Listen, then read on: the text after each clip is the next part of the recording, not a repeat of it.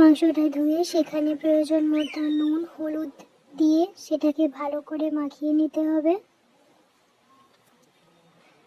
মাখানো হয়ে গেলে 5 মিনিট রেখে দিতে হবে।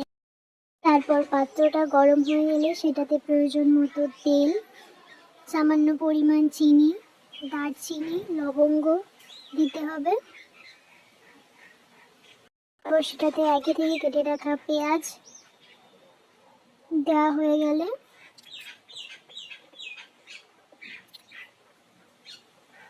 তারপর সেটাকে ভালো করে নাড়িয়ে নিতে হবে।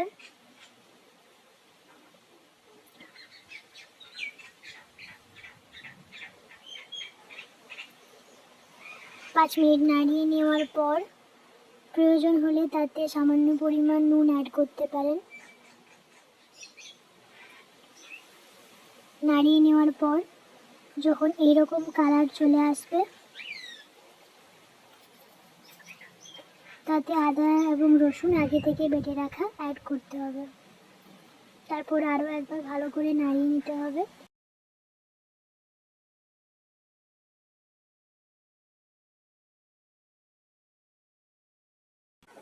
আরও একবার ভালো করে নাড়িয়ে নেওয়ার পর প্রয়োজন হলে তাতে জল মিশিয়ে হলুদ গুঁড়ো 2 চামচ,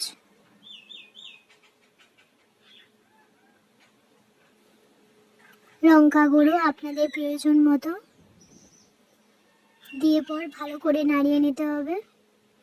মশলাটা যত ভালো করে কষা হবে তত মাংস খেতে ভালো হবে।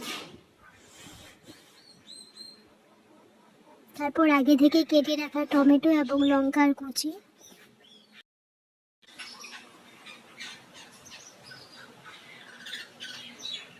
তারপর জল দিয়ে ভালো করে নাড়িয়ে নিতে হবে। ভালো করে নাড়িয়ে নেওয়ার পর সেটিকে একবার ঢাকা দিয়ে দিতে হবে। 2 মিনিট ঢাকা দিয়ে মশলাটা ভালো করে হয়ে যাওয়ার পর গ্যাসের ফ্লেমটাকে একদম হাই করে তাতে আগে থেকে নুন হলুদ মাখিয়ে রাখা মাংস দিয়ে পর 2 থেকে 5 মিনিট ভালো করে নাড়িয়ে নিতে হবে।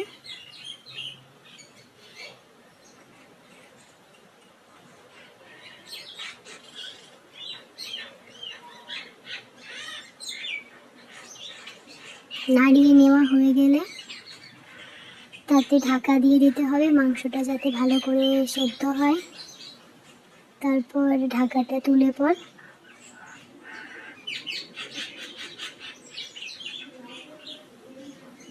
প্রয়োজন মতো